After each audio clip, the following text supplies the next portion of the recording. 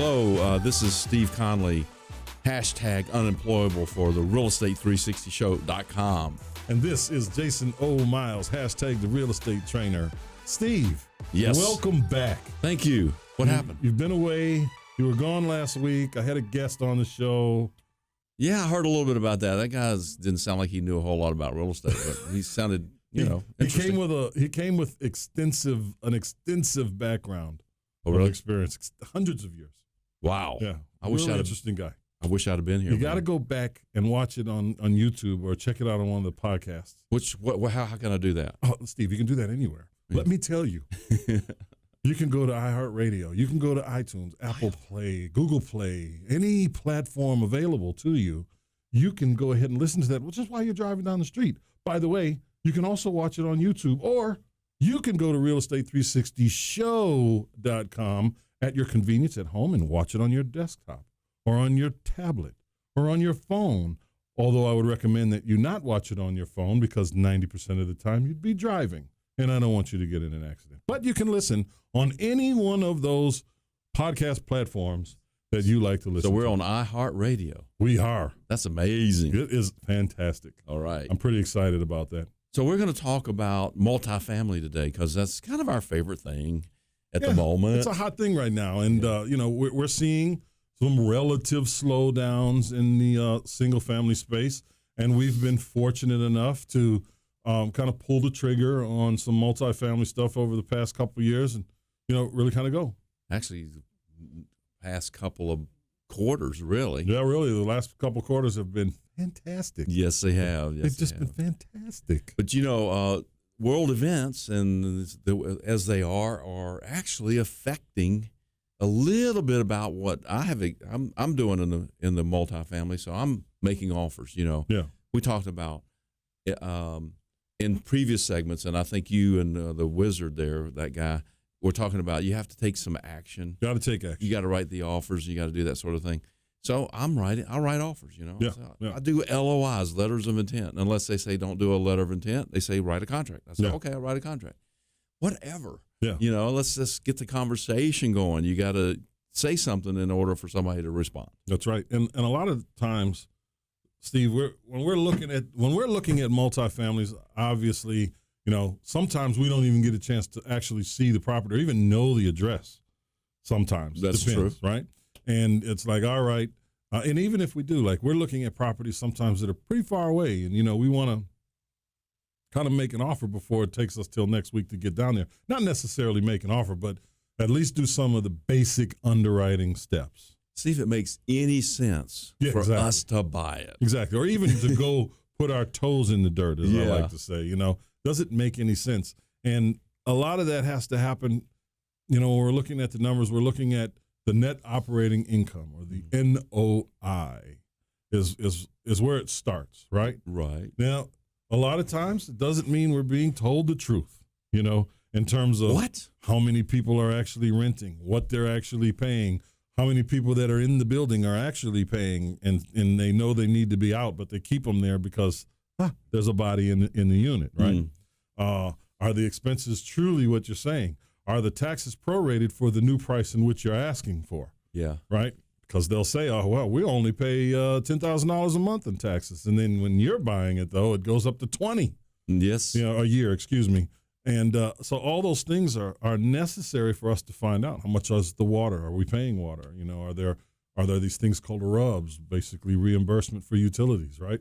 Right. So we need to know all these things when we're looking at it. But a lot of these brokers will tell you the great stuff. Like, they'll take the high rent that they're getting. Yes. And say that all the rents are that. Of course. Oh, and then that's a pro forma. Exactly. Comes out, and your cap rate is. Yeah. But it's not. No, it's nowhere near that. Yeah. Right?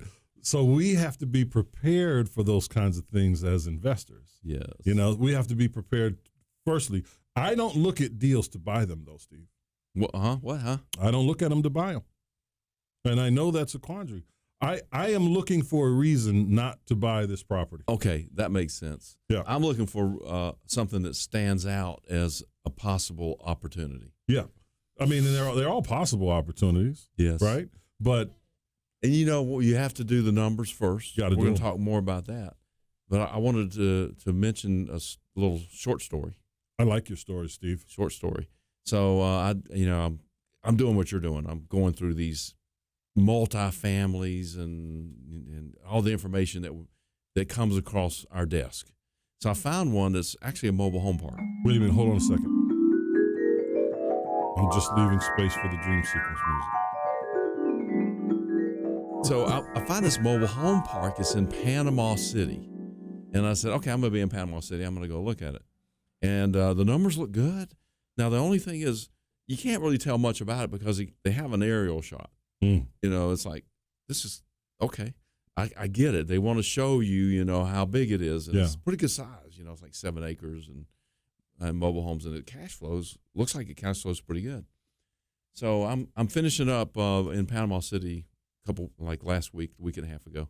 And I'm driving out of town, and I said, okay, I got to swing by this mobile home park. And so I get there, and I drive in, and I'm driving into kind of a little ditch, and it's filled with water, it's dirt road, in the mobile home. I didn't notice that. Picture doesn't show that. I didn't really notice. It probably did. It's an aerial shot, but I didn't think about it until I got there, I said, oh, look, oh, man. So I'm driving through, and I notice there's a big blue tarp over the main, quote-unquote, house, which is kind of the office house thing. Yeah. And, they'd had a hurricane there like a year and a half ago, and that this blue tarp is still there a year and a half later. Yeah. So I'm driving through this, and it's not what you'd call a B or C even. Right. Something below a C or maybe a D or an E. Is there an E? There could be. Okay. We've been to some war zones. Oh, man. And then I get around, so I turn the corner, and there's this mobile home, single wide. It's more like a lean-to because there's 3 sides of it. There's a whole side that's missing.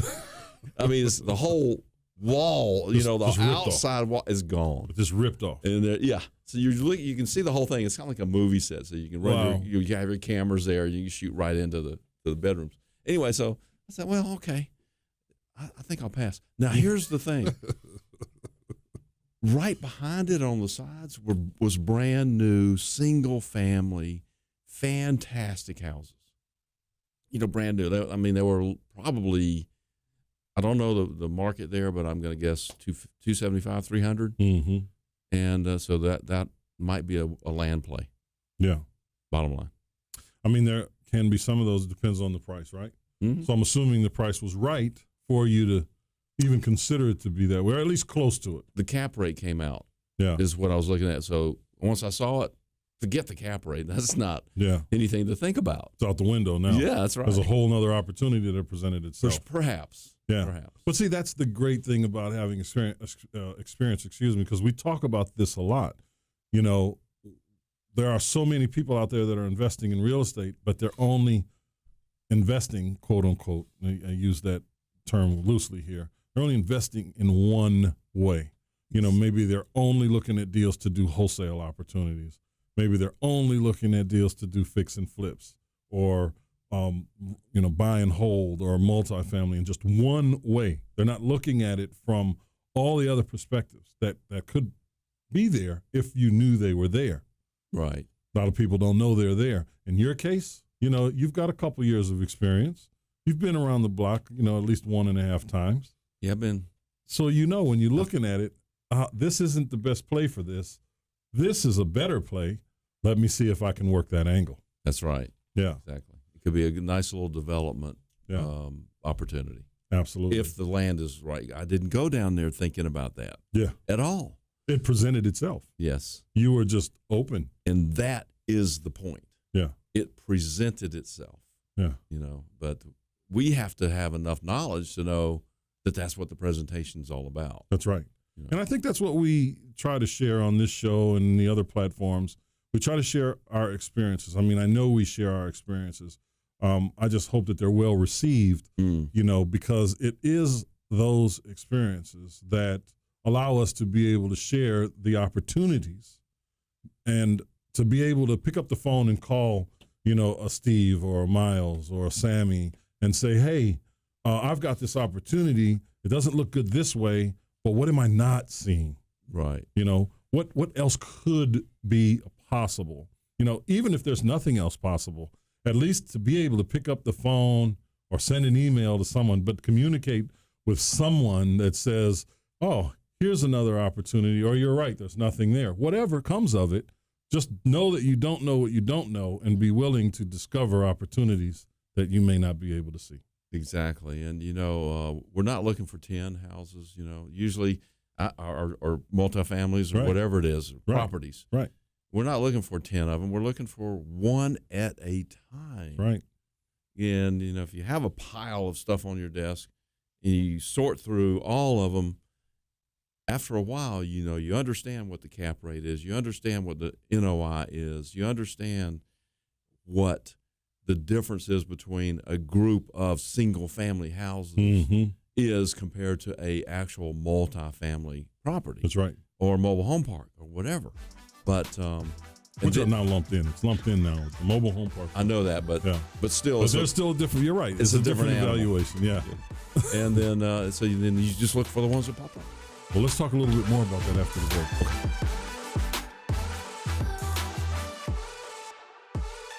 We'll buy your house. Click 833willbuy.com. That's 833WELLBUY.com. Or call 833-WILL-BUY. Se habla español. Llámanos. Call us today. Welcome back. It is the Real Estate 360 Show. And what's that noise? What was that? That's that was my very first career in the music business. Really? Yeah, You had a career in the music business? Yeah, in the 70s. I was the Chicka Chicka Man in all the music. Chicka Chicka. Was this in your mind? Or It was. Oh, It was. In my mind, I think that the Chicka Chicka Man was very underrated. It was necessary to have the Chicka Chicka Man back then. I'm going to have to say, and for good reason. I need more cowbells. Okay, well, so you're out of the music business now, and I think they I threw me understand. out many moons ago. You quit. Chicka Chicka Man's life. Tell me the truth. Span was very limited. Yeah. So we were talking about multifamily, and you just kind of flew over all those numbers. Yes. And then for some reason we got into music industry on this segment. But so let's get back. It's the lead-in from the stuff nobody gets to see between the episodes. I know, right? So I'm thinking that maybe people are listening or watching because they want real estate information. Just a little bit. I mean, it could be. Just a little bit. And if you want to hear more of the Chicka Chicka Man, though, shoot us an email. Yeah. Engage. Don't hold your breath on the quantity of people that contact us for that. You turn the shade of your sweatshirt before that happens. It's already happened. It is, isn't it? So we were talking about numbers. Yes. And I got to tell you, for the longest time, I didn't know what a cap rate was. There's a lot of that, and there's a lot of misconceptions as to what a cap rate really is today. There are people that will swear by cap rates. I only buy at this cap or that cap, or I'm going to buy it at this cap, but only so I can turn it into this cap for the IRR, or the internal rate of return. Yeah. But more importantly, your cap rate determines what a property should sell in any given area, what it should sell for. When you've got your higher cap rates, 13, 14, 15, those are generally going to be properties that are in some pretty rough areas, right? Right. You get your lower cap rates, 3, because there are some as low as 3, 4, 5. Some of your better areas, and then of course you have everything in between. And one might say, well, why would I want to buy, something at a 3 cap? And a cap means, a cap rate, basically the short version of it means what a property should earn you on an annual basis, percentage-wise. So you should earn on a 5 cap. So it's your return. Yeah. It's your net return. It is. Capitalization rate? Capitalization rate. That's what cap stands for. Right. How much cash you put out and what percentage of that comes back on an annual basis. That's what it should be. Right. So we get a lot of people that say, well, if I can buy a 15 cap, why would I buy a 5 cap?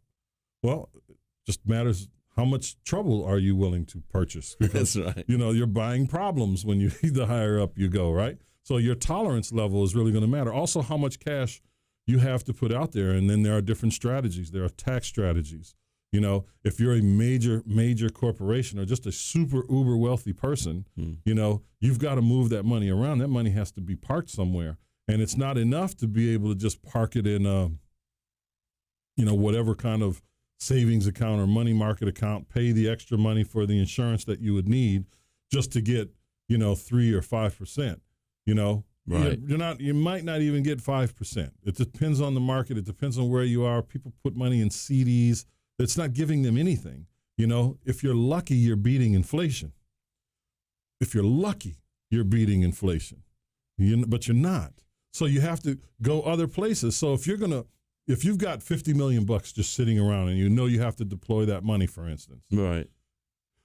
You're much better. I mean, if you have to choose between parking it somewhere that's just where it's liquid and you can go in and out of it, or buying a commercial property of some sort. Right. That's where you'd want to put it, because maybe you're only making 3% or 4%, you know, but maybe you can increase it a little bit to 1 or 2% to maybe 5 or 6% over a little bit of time, right? But we're talking about 5 or 6% on $50 million, not to mention the tax advantages and the depreciation for having that particular building. It's no different than, you know, whether you're an individual, just a regular guy, looking at where you want to put your money. Do you want to buy a brand new Corvette, you know, right off the showroom floor? Or would you buy a quad, for example, that would produce income? Your Corvette is likely to go down in value in like 15 minutes. Exactly. You know, like, but you know what? Why not do both? Exactly. That's kind of where I'm going with this. Yeah. But you got to buy the quad first. That's right. So the quad can pay for the luxury item. That's right. You can't go do them. You can't buy the Corvette and then go buy. Well, you could maybe, depending on going backwards. Your assets. That's right. But it would make more sense to buy the quad, get that thing cash flowing, move in it if you like. You know, if your wife or girlfriend will let house. You know. Oh, you mean the quad, not the Corvette? Oh, of course, I meant the quad. You know, because she could put you in the car. If you buy wrong, you know what I mean. You might be in the doghouse, which is the tiny house, which is that very expensive car that could you be bought the car, wrong, right? That's right. Can't get it. You know, my late uncle used to say, "I always buy big cars," you know. And we said, "Well, why?" And he said, "Man, the Cadillacs, you know." And I said, "Well, why? But why?" And he said, "Well, you know, you can sleep in your car, but you can't drive your house." That's right. I have a friend like that right now.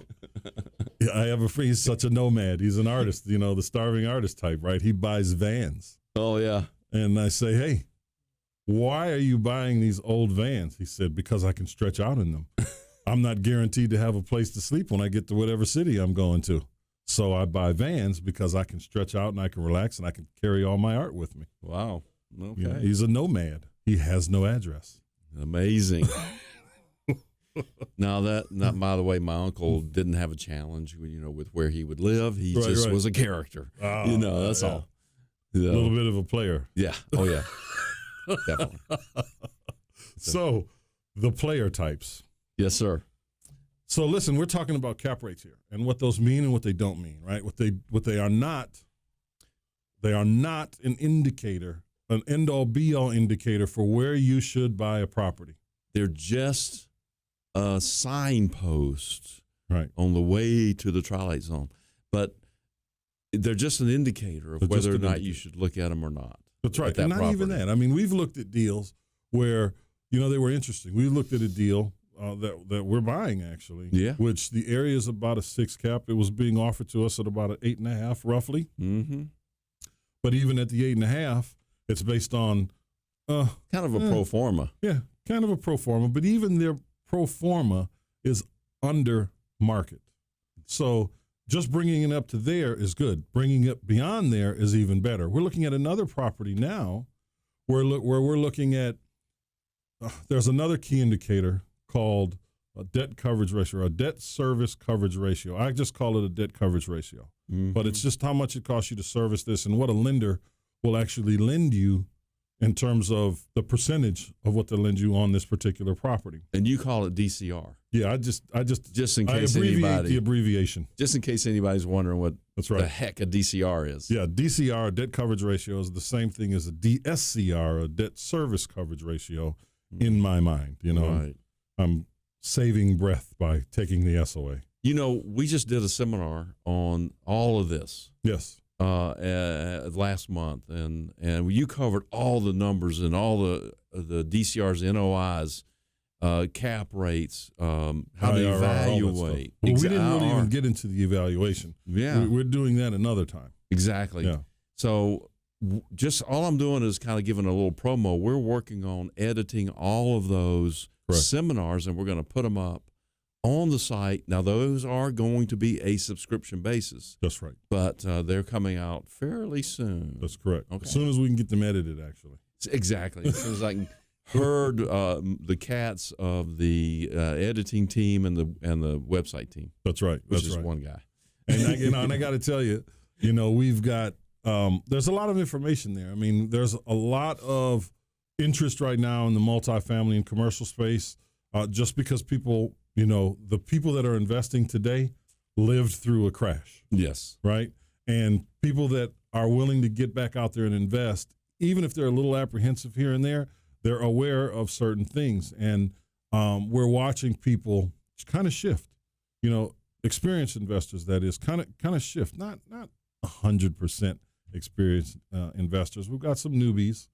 People that haven't done anything, and this is just where they want to start in the multifamily space, right? Right. But they're shifting over there because they believe they can see, some kind of a change coming. Because no matter how we want to believe, look at what we saw a few weeks ago with the stock market. People were crazy. Yes. They were losing it about, oh my God, it's going down 12% in a week, and it was pretty rough. It was a real correction that was fueled by fear, but it was real. It was very, very real to people that had money in an IRA or a 401k, anywhere in the stock market for the most part. Yes. It was very real to them and very reminiscent of some of the things they had been through in the past.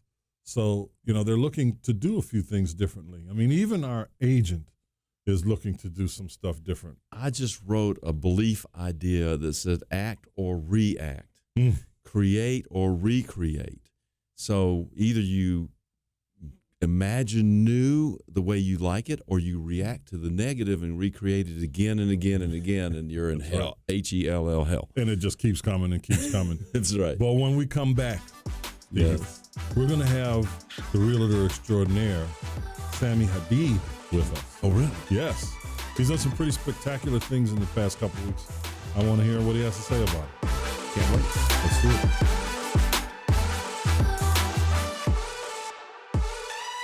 Do you need to sell your house? Well, our company will buy your house. We make the process very fast, very easy, and it's all cash. All you have to do is give us a call today. We'll buy your house. Click 833willbuy.com. That's 833willbuy.com. Or call 833-WILL-BUY. Se habla español, llámanos, call us today. Hello, and this is Real Estate 360 Show and realestate360show.com, hashtag unemployable. And I am Jason O. Miles, hashtag the real estate trainer, and we are here with Sammy Hadid of Sammy Hadid Real Estate, Keller Williams. Yes. Thank you for having me, gentlemen. It's rainy outside, but as always, it is a beautiful day to buy, sell, and invest in real estate. That's right. I like to call him the real estate kamikaze. That was terrible. I'm sorry. we got a sound effects guy. He's going to try to win the fight, it. but if not, he'll die on his sword. All right. You know what? All I can do is put up a good fight, That's people. right. All right? That's all I can do. That's right. So, Sammy. Yes, sir. We've been doing a few things in the past few weeks. We've got a few houses on the market with us and some investor friends, of course. Some more things coming up. And you have just embarked on your very, very first multifamily experience. I sure have. And just listening to you gentlemen talk about it gets me all hot and bothered. I tell you what. Well, you stay on your side of the studio. Steve, your skin is looking radiant this morning. Oh, wow. You know that. Oh, my God. So how's it going, man? I mean, what has your experience been like so far? I mean, I know it's new, and I know with you, we're coming at it at a different angle. Like you got you're the actual agent for us. You're the representation on this deal. You've got friends and family that are investing in this deal. I do. And it is really, kind of all across the board for you in terms of the intricacies. And I mean, how are you taking all that in? I mean, what's kind of stood out for you? Well, what's really stood out to me most is if you're looking to invest and not make the normal lousy percentage that you normally make investing with a bank. I mean, multifamily is definitely the way to go. Yeah. I mean, just the type of return that you get on your money, not to mention the depreciation like you've mentioned. Yeah. I mean, that's major money. Yeah. Not the little bit of money, major money. And like you said, if you can keep a lot of the units under one roof, rental properties, why would you not do that, right? Yeah. All it takes is money. And here's the thing that I've learned with this particular property. As you've mentioned, I have friends and clients that are investing in this property. As long as there's money to be made, these people will listen to you and they will invest with you, so long as the numbers make sense. So long as you can make people money, they will always be open to talking to you. Yeah. Always. Yeah. Everybody's interested. Everybody's a fan. And, we talked about that before. Actually, I talk about it a lot. I talk about being comfortable talking about money. And a lot of investors are just not there, Have you experienced any of that because I know that when we first started talking about this, you had introduced me to some people that we work with today. That's right. You weren't afraid at all to have these conversations. Of course, I mean, you're dealing with, $500,000, $600,000, $700,000 houses all the way down. Yes. The gamut. Mm-hmm. So your comfortability is a little different than most because you kind of have to be. Sure. But, was it different for you talking about investment opportunities as opposed to sales or purchase prices? Well, it really depends on the type of person that you're speaking with. Yeah. You gentlemen and we've spoken about mindset all the time, right? Yeah. And when you're dealing with certain people that see bigger than the $1 million, right? $1 million, right? You're dealing with people that don't really see that as a lot of money. Right. They don't see that as long-term wealth, and rightfully so, right? I mean, you have to put your kids in private school, college, all that kind of stuff. You have to pay your property taxes. $1 million in the long game is, it's a lot of money, but it's not a lot of money. You know, I don't want to sound like that's not a lot of money. Right. It can go away pretty quick. Absolutely. That's what you're saying. And if you want to live a comfortable life for the long term, right, then you have to be able to talk about money, particularly with people that know how to make money. Yeah. Because you keep it in the club, right? I mean, they say the rich stay rich, right? The wealthy stay wealthy. It's because they feel comfortable talking about it with each other to the point where they make money together, right? I like you. We have money. Let's put it together and we'll make more money, right? That's right. So it really depends on the people that you're talking to. This would be a different conversation with people that don't see that big, which in itself is not a fault by any means. It's just the way they are. It's just the way they were brought up, right? Yeah, that's for sure. Yeah. And it's kind of hard to break that mold, I think, for some. Kind of hard is an understatement. I mean, it's drilled into their mind, Even the fear of money is drilled into their mind. Oh, my gosh. I met a multi-millionaire the other day who has 15 properties around Atlanta, and he still drives this beat-up old truck with 300,000 miles on it. He invited me to a $5 Chinese buffet, and I walked into one of his properties the other day, and he's on his knees scrubbing the hardwood floor. The guy's 69 years old. I'm sitting there looking at him in my mind. I'm like, man, you don't have to be doing this. I don't understand why you're doing this. Why would you be doing this, right? Yeah. I mean, you're just holding on to it that tightly. Yeah. Who's going to enjoy it if you don't? That's right. Right? His kids are going to enjoy it, but he's not. They're going to sell it off anyway and squander it. More than they might likely be forced to sell it off if he's not structured properly. That's true, and they don't want to get on their knees and scrub the floor. And this is, I'm going to tell you a real story. This is a real story about a client that I used to have. Her father passed away and left her a portfolio of about $10 million, but half of it she had to sell. Wow. But because it wasn't Taxes? Yeah, taxes. Okay, yeah. You know, taxes, and he wasn't set up properly. He just had stuff, right? He just had property, and it wasn't set up properly. But she had to sell half of it, but she still wound up with free and clear $5 million worth of real estate, and she kept it for a while. But the story is not about her and what she did with the property. It's about her father, and he was very similar to this gentleman that you're talking about. You know, they come from absolutely nothing. You know, he was born in the early 40s to parents that came out of the Depression. Yeah. And drilled some, you know, pretty scary stuff about money into his head, no doubt. But this man had a rule in his house when they were growing up.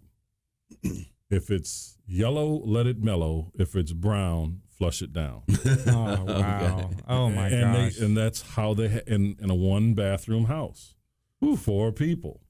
And that was the rule, you know. But he was like that in every single aspect of his life. The car he drove, the maintenance on his rental properties, he did it all himself. It took me a minute what you meant with the yellow and the brown. I've been thinking about fruits and vegetables, and you know, Like, I is get a brown vegetable?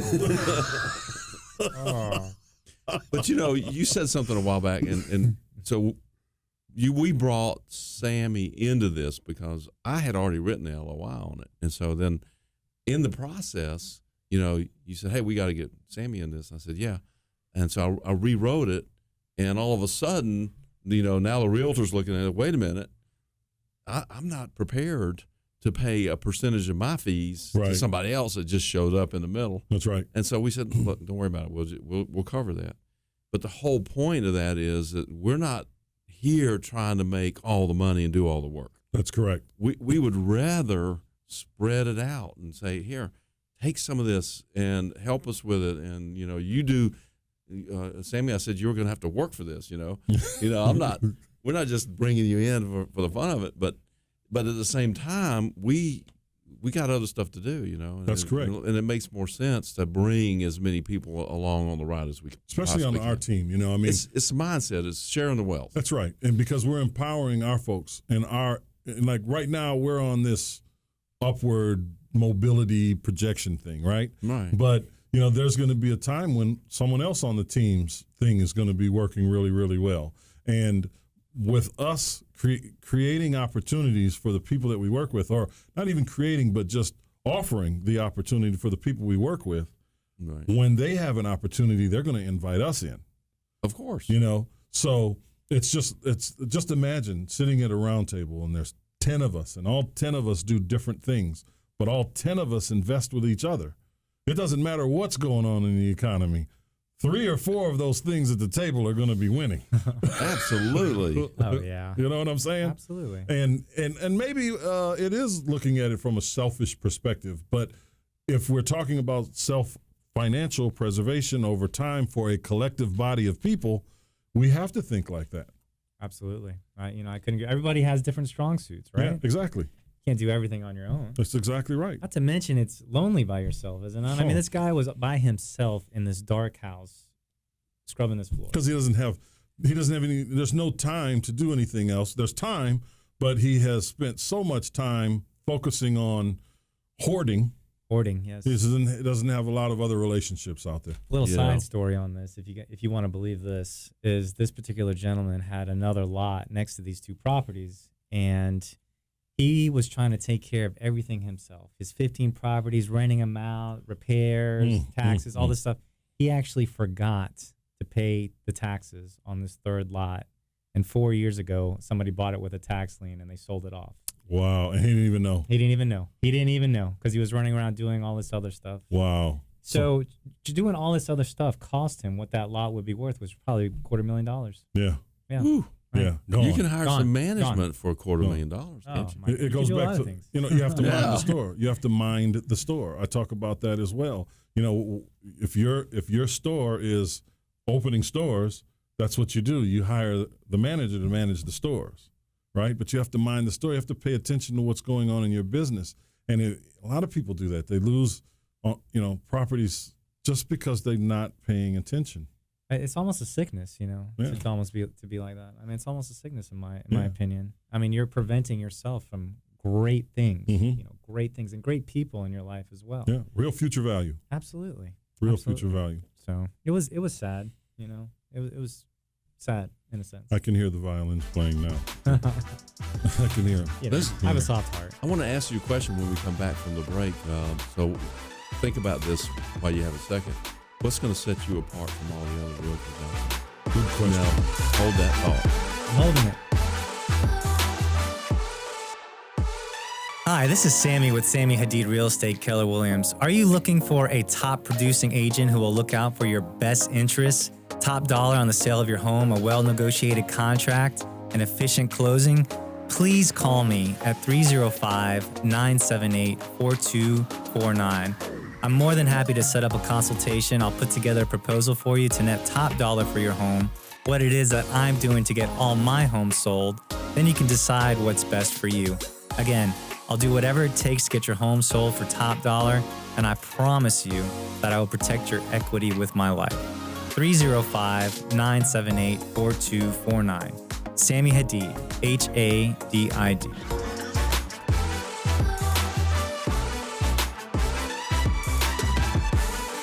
Hello and welcome back. It is Real Estate 360 Show. And just before the break, we asked Sammy Hadid of Keller Williams, what sets him apart, Sammy? The mic is yours. Oh my gosh, I'm flattered. Thank you so much, Steve. And Yeah. again, this is Sammy Hadid with Keller Williams. If you need me, you can always reach me at 305-978-4249, my direct number, 305-978-4249. Okay, so what separates me? Yes.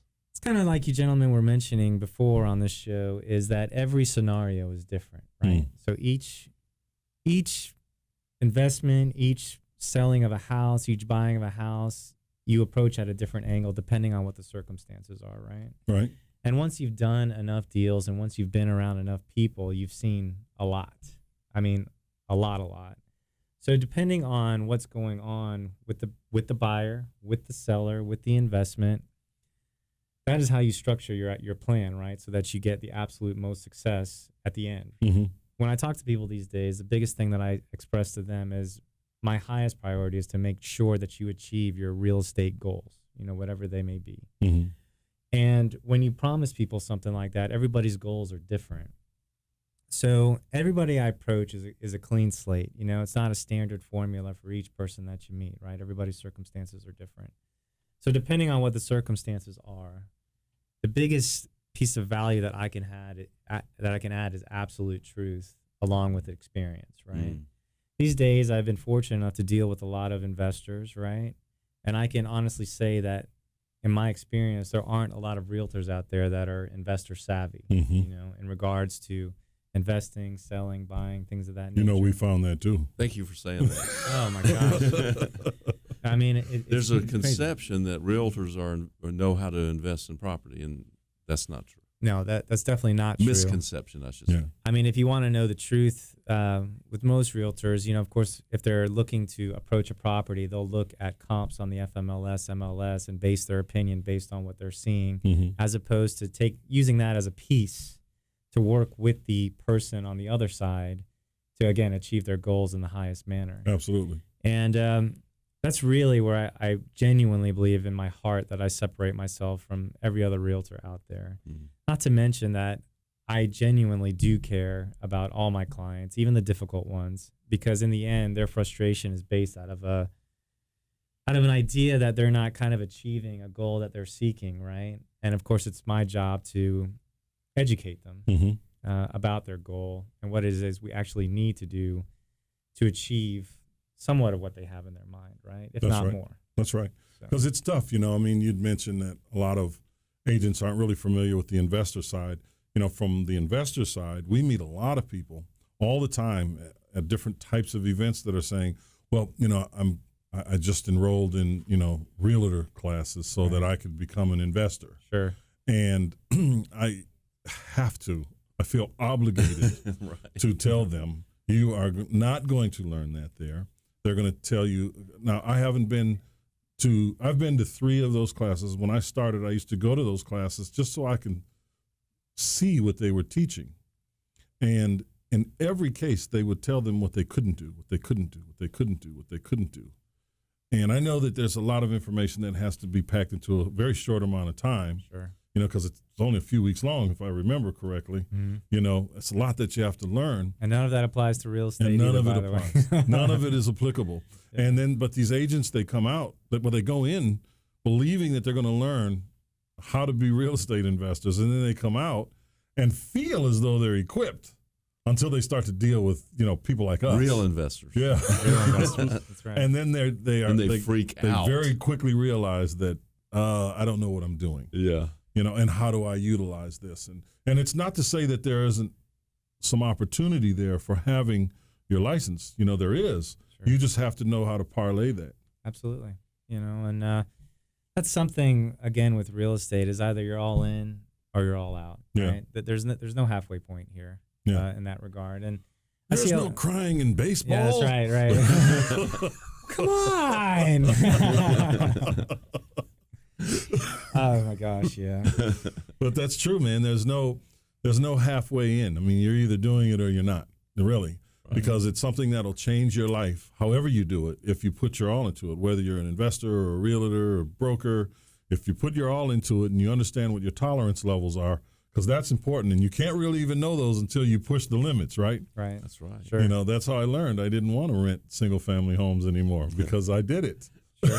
All your eggs in one basket, yeah, too, with the single I family. hated it. Oh, it's but tough. But I learned very rapidly. But again, I know what my tolerance levels are because I gave myself those experiences. Yeah, and that's everything. Experience is everything. Yeah. And once you've done enough deals, you'll have enough experience to kind of deal with any issue that comes forward.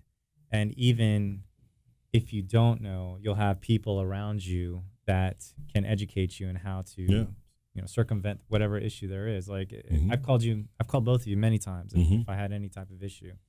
Like you said, there's so many ways to skin a cat. There's so many ways to skin a cat in real estate. Yeah, we're doing this house over on Willard. You're learning a few things, I think. Yeah, that is that has definitely been an experience. My goodness gracious, it's kind of like untangling a bunch of railroad tracks that have been mashed together. The saga continues. It continues. Trying to close this freaking house, man. But about that, I mean, like Steve, when we started having the conversation about the multifamily stuff, right? You were so adverse to it because of an experience you had previously. It was just rental property. Yeah. I had categorized it as rental property. Yeah. And it's kind of well, of course it is, but it's not because you don't have to be the guy on the floor scrubbing it. Yeah, yeah. Or collecting the rents or doing all that sort of thing. Ronnie was his name, by the way. Ronnie. It sounds very Ronnie's painful. out there somewhere. Yeah. Sounds very painful to you. He's twitching over here if you're watching. Yeah. He's got a tick right now in his left eye. But I had to actually do it and experience it because all the words you said didn't really matter to me. Yeah. Because words don't teach. That's right. I think I got that from that guy Alvin. Yeah, Alvin the real estate wizard. Yeah, pound sign the real estate wizard. That was great. I hope to meet him one day. I hope he comes back. Well, hopefully in his time travels. I haven't met him, but I saw him on one of the shows. Oh, Steve, you missed out. I'm telling you guys. So here we are. We're in a very different economic climate than we've been in about a decade. You are we're all front and center. We're all on the front line, but in different capacities, right? I know what we're seeing. What are you seeing right now with this ever-changing economic climate in an election year where there seems to be so much at stake? We're watching interest rates fall. We're looking at things happening globally that we haven't seen to this extent since the early 1900s. Oh yeah. What if this it's not is quite that bad though? Yeah, the coronavirus. It's not as bad as the influenza thing. Right. But N1, whatever that thing was. I mean, this is worse Swine than flu. This is worse than all of that. The coronavirus is worse than all of that.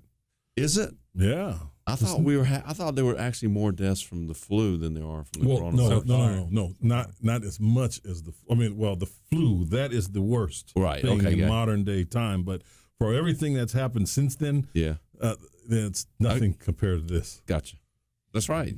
I agree, and it's getting a lot of press too. Yeah, it is. People are afraid, but anyway, I digress. Yes. How are it sells doing? a lot of tissues and cars and stuff like that. Yeah, Because people tune in. They do. Yeah. They do. So, Sammy, yes, tell us what you see. Hey, I'll tell you Macarona. exactly what I'm seeing here is, it makes a good news story right now. But in Atlanta, I honestly don't see it affecting anything in regards to sales and purchases. If anything, it's definitely a great time to be a seller just because we're coming out of the dark days of January, February, rainy, gray, and everybody's just so excited, right, to jump into the market and purchase their property. And right now there isn't a lot of inventory, right? Everybody's waiting for that March, April, May, when about 5,000 houses hit the market, right? Yeah. But right now it's kind of like a cat burglar seat. I like to call February. It's an excellent month where if you price a property correctly, people are going to come out, particularly with the interest rates, as you mentioned, being so low right now. Mm-hmm. There is an influx of buyers. I mean, there are buyers everywhere. So right now it's a wonderful time to be a seller. And in regards to the coronavirus and everything, it makes for good jokes at open houses as of right now. I mean, you never know what's going to happen. We might not be laughing in a year. Who knows what's going to happen. But as of right now, with the election, with the coronavirus and everything, it's still business as usual here in Atlanta, which is wonderful, which makes me very happy. On our side, on the wholesale side, we're watching prices still stay high. Yeah. Obviously, we're still getting a deal or two here and there. Sure, obviously. But, there are a lot of them where people are just holding on. They're holding on. They're holding on. And we're not really getting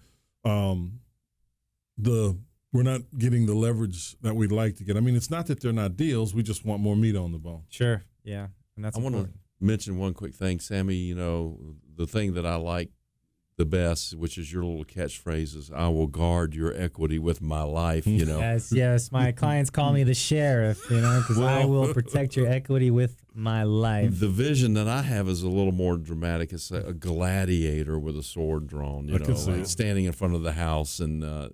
I was originally cast for that role. Russell Crowe swooped it up from under me before. That dang him. It was mine to be had.